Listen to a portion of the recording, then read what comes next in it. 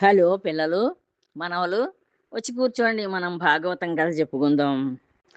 ఇలా ఈ అంపశయ్య మీద ఉన్న ఈ భీష్మాచార్యులు యుద్ధభూమిలో పడుకుని ఉన్నారు. ఆ అంపశయ్య మీద ఆయన దగ్గరికి వచ్చారు ఈ పాండవులు. అర్జునుడికి రథసారథి కింద అందరూ బంగారు రథాల్లో వచ్చారు. అర్జునుడికి రథసారథిగా కృష్ణ భగవానుడు కూడా వచ్చాడు. వీళ్ళందరినీ చూస్తున్నారు. ఆ చూడ్డంలో వీళ్ళందరినీ చూసి పలకరించారు. అన్నీ అయిపోయాయి పలకరింపులు అవిను. అయిపోయిన తర్వాత ఆయన ఇంకా ఉత్తరాయణం వచ్చేసింది. అంచేత ఆయన ఈ భగవానుడైన కృష్ణుడి మీద ఆయన మనస్సును లగ్నం చేసుకున్నారు. లగ్నం చేసుకుని ఆయన్ని అలా తలుచుకుంటున్నారన్నమాట. ఈ గుర్రాలు కాలిగిట్టలున్నాయే ఆ యుద్ధభూమిలోను, ఆ కాలిగిట్టలతోటి ఎంతో దుమ్ము రేగింది పైకి. దుమ్ము రేగితే ఆ దుమ్ము వల్ల ఈ కృష్ణ భగవానుడి యొక్క ముఖం మీద ఎన్నో ముంగురులు, అంటే చిన్న చిన్న జుట్టు ముఖం మీద ఉంది. ఆ కృష్ణ భగవానుడు ముఖం మీద ఆ ముంగురులన్నీ కూడా ఈ దుమ్ము కొట్టుకుపోయి, ఈ కాలిగిట్టలు, గుర్రాల కాలిగిట్టలతోటి లేచిన దుమ్ముతోటి ఆయన మరి రథసారథి, అర్జునుడి యొక్క రథసారథి కింద ఉన్నారు కృష్ణ భగవానుడు. ఆయన భగవానుడని వాళ్ళకి తెలియదు పాండవులకి పాపం. అలాంటి మాయ కమ్మారు, మాయ పెట్టేశారు వాళ్ళ మీద. అంచేత వాళ్ళు మన బావ, అత్త కొడుకు అనే అనుకుంటున్నారు. అనుకుని రథసారథి కింద, అర్జునుడు రథసారథి కింద ఆయన నియోగించుకున్నారు. ఆయన రథసారథి కింద ఉన్నారు. వచ్చారు ఇక్కడికి కూడా, ఈ తాతగారు ఉన్న చోటికి.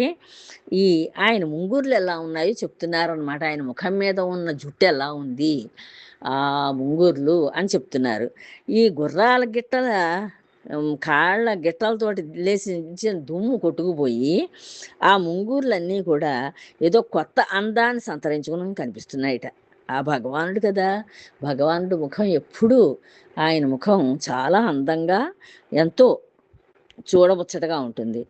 ఈ గమన వేగం వల్ల, అంటే రథం ఎంతో వేగంగా వచ్చేసింది ఈ ఇక్కడికి, ఈ యుద్ధరంగంలోకి. కందళించిన, అంటే ఆయన శరీరం అంతా కదిలిపోయి చెమట బిందువులతో నిండిపోయిందిట కృష్ణ భగవానుడి శరీరం అంతాను. ఆ చెమట బిందువులతోటి కూడిన ఆ శరీరం, ఆ ముఖం చూస్తుంటే ఎంత ముచ్చట గొలుపుతోందిట ఆ ముఖం. అంటే అప్పుడు కూడా అంత అందంగా కనిపిస్తున్నారు. ఈయనకి తెలుసు, ఈ భీష్మాచార్యుల వారికి ఆయన భగవానుడు, కృష్ణ భగవానుడు, విష్ణుమూర్తే ఇలా అవతారం అయితే భూమి మీదకి వచ్చారు రాక్షస సంహారం కోసానని ఆయనకు తెలుసు. తెలియడం చేత ఆయన ఈయన్ని చూసి మురిసిపోతున్నారు. ఆ ముంగురులు అలాగేమో దుమ్ము కొట్టుకుపోయి ఉన్నాయి. ఈ ఇక్కడికి వచ్చిన రథం యొక్క వేగానికి చెమటలు పట్టేసి ఉన్నాయి ఈయనకి. ఆ చెమటలు పట్టిన ముఖం కూడా ఎంతో అందంగా కనిపిస్తోంది దీనికి. కిరీటిని గెలిపించాలనే కుతూహలంతో ఈ ఈ యుద్ధభూమిలో ఉన్న కృష్ణుడినే వర్ణిస్తున్నారు ఇంకాను. ఆయన ఇక్కడికి వచ్చిన కృష్ణుడిని వర్ణించటం లేదు. యుద్ధభూమిలో ఇలా ఉన్నాడు కృష్ణుడని వర్ణిస్తున్నారు. ఈ ఈయనకి అర్జునుడికి సారథిగా ఉన్నాడు కదా, అంచేత ఈ అర్జునుడిని ఎలాగోలా గెలిపించాలి, ఈయన ఓడిపోకూడదు యుద్ధంలోను. ఆ కుతూహలంతో నా శరాఘాతాలకి బాగా బాధపడుతూ కూడా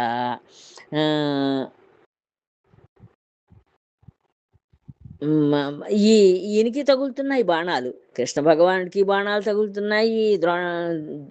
ఈయన భీష్మాచార్యుల వారు వేసిన బాణాలు అర్జునుడికి తగులుతున్నాయి. ఈ బాణాలు తగిలిన ఆ బాధతోటి కూడా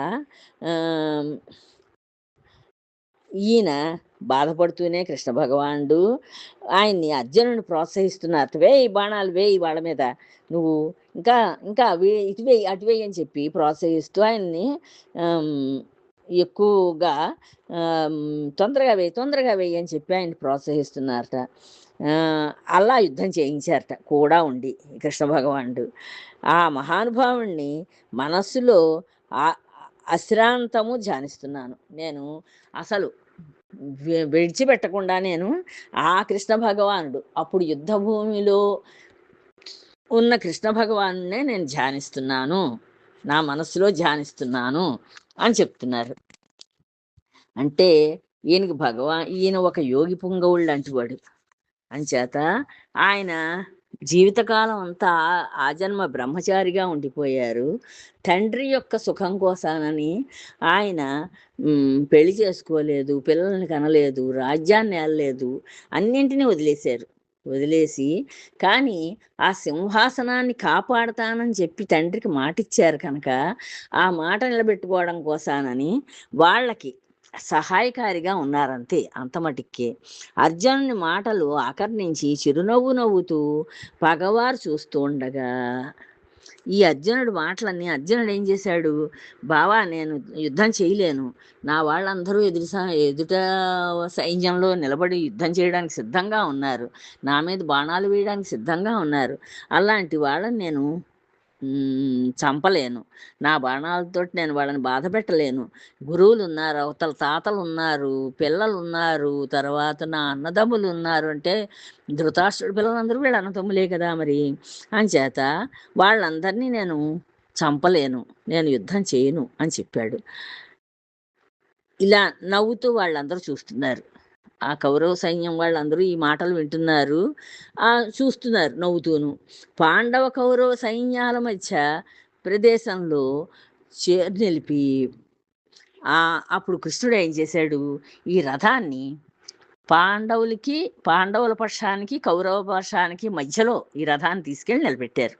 కృష్ణ భగవానుడు నిలబెట్టి పేరు వరుసల్ని, ఇదిగో ఈయన పలానా మహారాజు, ఈయన పేరు ఇది, ఈయన యుద్ధం చేయడానికని వచ్చారు అని చెప్పి అలా పేరు వరుసల్ని వాళ్ళందరినీ ఆ ఎదురుపక్షంలో ఉన్న వాళ్ళందరినీ చూపించి అర్జునుడికి వీళ్ళందరూ వీరులే, ఈ వీరులందరినీ చేయెత్తి చూపిస్తున్నట్ట, చెయ్యెత్తి వాళ్ళందరినీ చూపిస్తున్నాడు కృష్ణ భగవానుడు అర్జునుడికి. చూపించి వాళ్ళకేసి చూస్తున్నాడు కదా, మరి ఒక్కొక్క రాజునే చూస్తున్నాడు. చూసి ఇదిగో ఈ రాజు ఫలానా అని చెప్తున్నాడు. ఆ చూపులతోటే వాళ్ళ ఆయుష్ అంతా లాగేసేట్టే. ఈ కృష్ణ భగవానుడు మరి భగవంతుడు కదా, ఆయన ఆయుష్ ఇస్తే మనం ఉంటాం, ఆయన ఆయుష్ ఇవ్వకపోతే ఆ జీవి పని ఆఖరు. అంచేత ఆ యుద్ధ భూమిలో వచ్చి నిలబడిన రాజులందరినీ ఒక్కొక్కడనే అర్జునుడికి చూపించడం, ఇదిగో ఈయన ఫలానా రాజు అని చెప్పడం, వాళ్ళకేసి చూస్తూనే వాళ్ళ ఆయుష్ లాగేసుకోవడం, అలా చేశాట కృష్ణ భగవానుడు. అలా మొత్తానికి వాళ్ళందరికీ ఆయుష్ తీరిపోయినట్లుగా చేశాడనమాట. ఇంకా ఉత్తినే అలా బొమ్మల్లా అక్కడ నిలబడి ఉన్నారంతే, కాసేపటికి వాళ్ళు పడిపోతారు. పాండవ కౌరవుల సైన్యాల మధ్యలో నిలబెట్టి చూపించాడు పేరు వరుసల్ని. వీరులను చేయెత్తి చూపిస్తూ తన చూపులతోనే ఆ భూపతుల ఆయువులన్నీ అవలీలగా ఆకర్షించేశాడు ఈ లోకేశ్వరుడు. వాళ్ళ ఆయువు అంతా కూడా రాజులందరి ఆయువు తీసేసుకున్నట్ట. నా హృదయ పద్మాసనం మీద నేను కూర్చోబెట్టుకున్నాను అలాంటి కృష్ణుడిని. అప్పుడు ఆయన చూపిస్తూ ఉన్నాడు కదా, అందరు నేను చూపిస్తూ ఆయుష్ లాక్కున్నాడే అంటే ఆయనకి ఈ భీష్మాచార్యులకి ఈయన భగవానుడని తెలుసును గనక ఈయన చూపుల వల్ల ఆయన అన్నీ గ్రహించగలిగారు. ఆయన మనస్సు అలాంటిది, ఆయన అంత గొప్ప మహర్షి లాంటి వాడు ఆయన.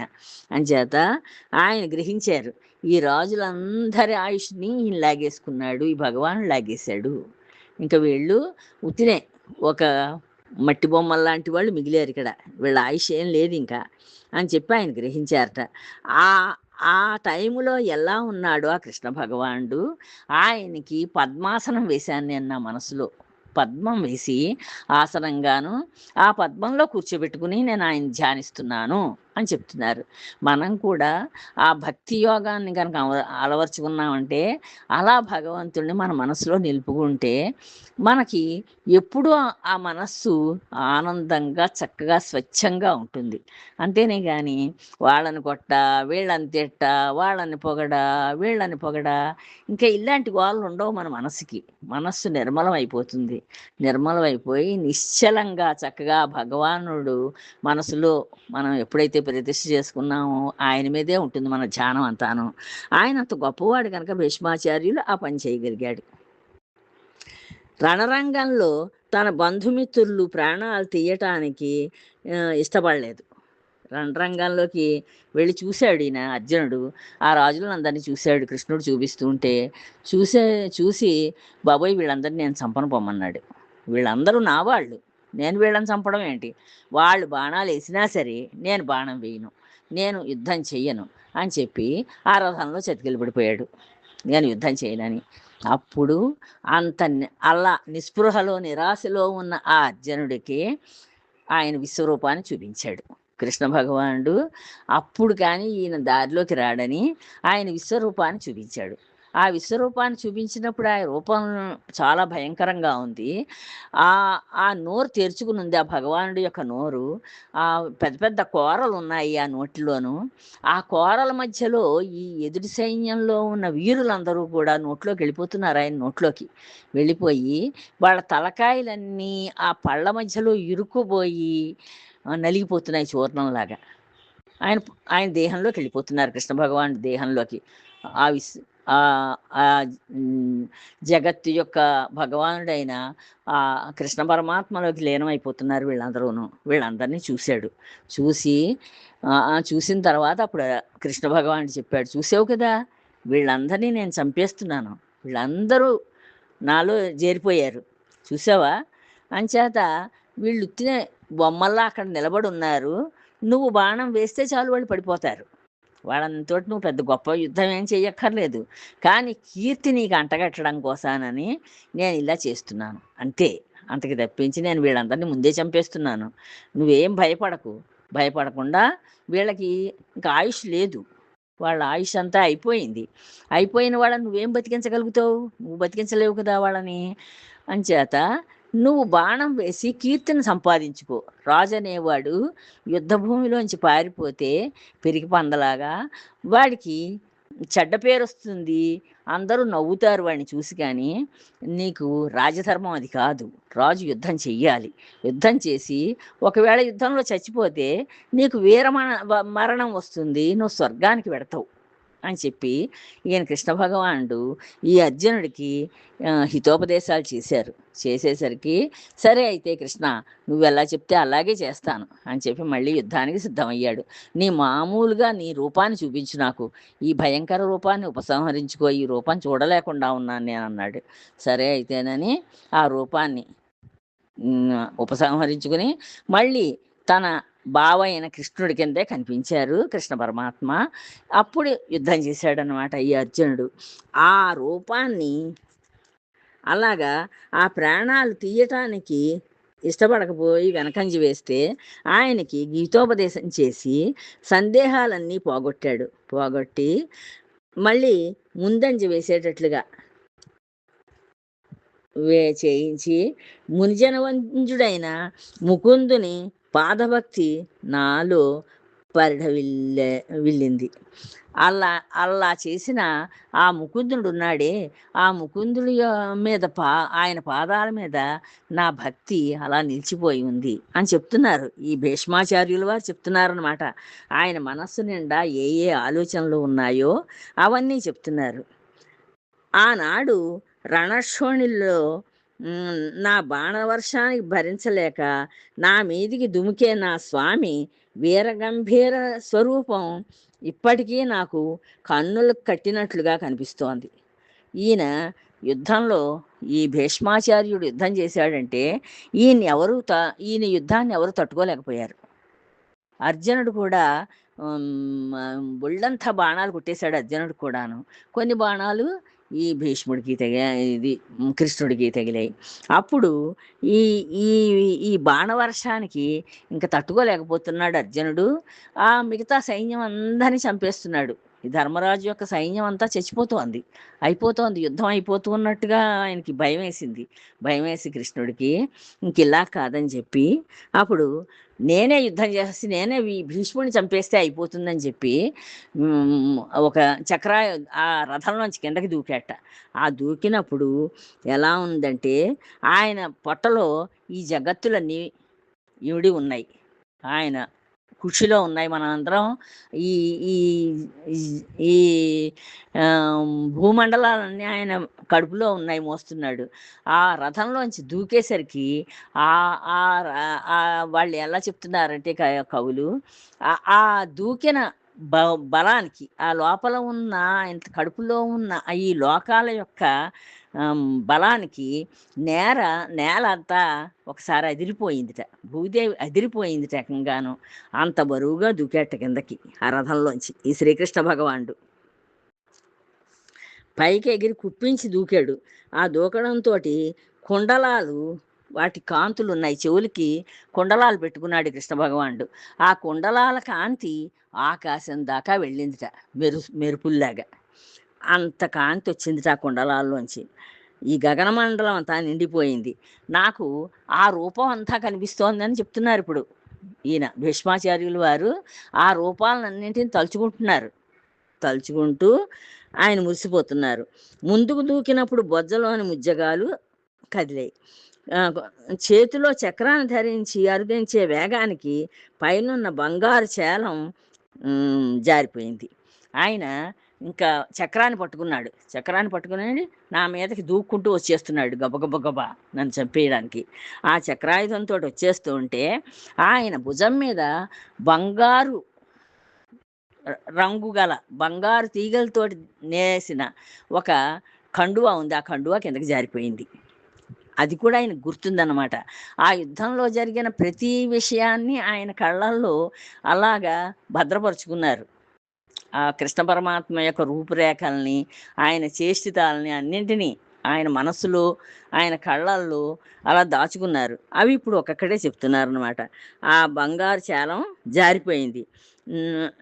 నమ్ముకొన్న నన్ను నలుగురితో నవ్వుల పాలు చేయొద్దని మాటిమాటికి కిరీటి వెనక్కు లాగుతున్నాడు. ఈయనేమో ఈ చక్రాయుధం పుచ్చుకుని ఈ భీష్ముడిని చంపేస్తానంటున్నారు. భీష్ముడు ఇప్పుడు ఈ కౌరవ సేన అంతకీ నాయకుడు. ఆయన చచ్చిపోయాడు అనుకోండి, యుద్ధం అయిపోయినట్టే లెక్క. భీష్మాచార్యుడిని కనుక చంపేస్తే ఇంక యుద్ధం అయిపోయింది. నాయకుడు చచ్చిపోతే ఇంకేముంది? ఇంక మిగతా సైన్యం, అంత సైన్యం ఉన్నా ఉపయోగం ఏం లేదు. అంచేత ఈ అర్జునుడు ఈ కృష్ణుడిని బతిమాలుతున్నట్ట. బావా వెళ్ళకు, నువ్వు మా తాతగారి మీదకి యుద్ధానికి వెళ్ళకు, నేను ప్రతిజ్ఞ చేశాను నేను చంపుతానని, అంతేనే కానీ నువ్వు వెళ్ళకూడదు, ఆగు బావా అని వెనక్కి లాగుతున్నట్ట కృష్ణుడిని.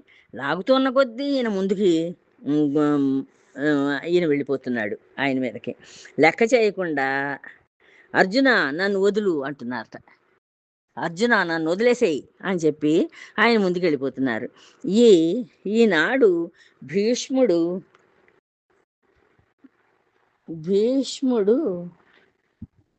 చూపుతో రూపు చూసి నన్ను లాగుతున్నా లెక్క చేయకుండా అర్జున నన్ను వదులు, ఈనాడు భీష్ముని భూమి రూపుమాపుతాను, నువ్వు నన్ను ఆపకు, నేను ఈ వేళతోటి ఈ భీష్ముని చంపేస్తాను అని చెప్తున్నట్ట. ఇంకా ఈయన బతికి ఉండకూడదు, ఈ భీష్ముడు ఉండకూడదు అని చెప్తున్నట్ట ఈ కృష్ణ భగవానుడు అంటూ పైకి దూకుతూ వస్తున్నట్ట. పైకి దూకుతూ వస్తున్న ఆ భగవానుడి యొక్క రూపురేఖలు, ఆ దేవుడు నన్ను రక్షించాలి, నాకు రక్షగా ఉండాలి అని చెప్పి కోరుకుంటున్నారు ఈ అంపశయ్య మీద ఉన్న భీష్మాచార్యుల వారు. అంటే మరి భగవంతుడు రక్షిస్తున్నాడు అనుకోండి, మనకి బాధలు తగ్గుతాయి. భగవంతుడి కళ్ళల్లో పడ్డాం అనుకోండి, ఆయన చూపులో పడితే ఇంకా ఆయన చూపు ఎప్పుడైతే మన మీద పడిందో మనకి రక్ష, ఆయన రక్షిస్తూ ఉంటాడు. ఎన్ని బాధలున్నా అన్ని బాధల్ని మనం తట్టుకునే శక్తి మనకి ఇస్తాడు భగవంతుడు. అంచేత ఈయన అలాంటి గోపాలబాలుడు నాకు రక్షగా ఉండాలి అని కోరుకుంటున్నారు. ఇతడు నా నమ్మిన బంటు, ఇతడున్నాడే ఈయన నాకు నమ్మిన బంటు, ఇతడిని కాపాడటం నా కర్తవ్యం సుమా, ఇతడిని కాపాడాలి నేను అంటూ అర్జున సారథ్యాన్ని అంగీకరించి